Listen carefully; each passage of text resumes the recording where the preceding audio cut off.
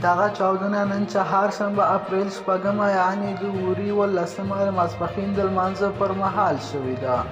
د طالبانو حکومت د کورنیو چارو وزارت د یاد خبر په تایید سره ویلي چې یو کس په پلخشتي جومات کې پر لمونځ کوونکو لاسي بم غورځولی دی.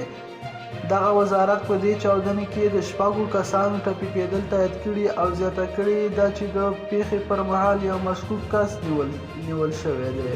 پر همدې مهال په کابل کې د ایمرجنسي روغتون پر خپل ټویټر پاڼه لیکلي چې په کابل ښار کې د نننۍ چاودنې له ځایه دغه روغتون ته 11 ټپیان ورول شوي دي.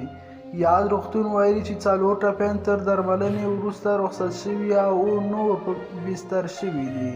په ټولنیزو رسنیو کې په خپره شوي ویډیو کې لیدل کېږي چې یو شمېر ټپي کسان د خلکو لخوا څخه په لاسي کراچیو کې روغتونونو ته انتقالېږي. ویل کېږي چې د ټپیانو شمېر تر اعلان شوي رسمي شمېر زیات دی. تر دا مهاله د دغه چاودنې مسؤلیت کومې ډلې یا شخص په غاړه نه دی اخیستی.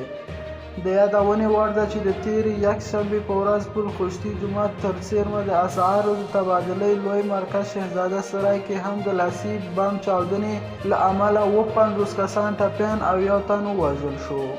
د طالبانو د کورنیو چارو وزارت هغه مهال وویل یو کس چې غوښتل له صرافانو څخه پیسې غلا کړي په شهزاده سرای کې لاسي بم غورځولی و.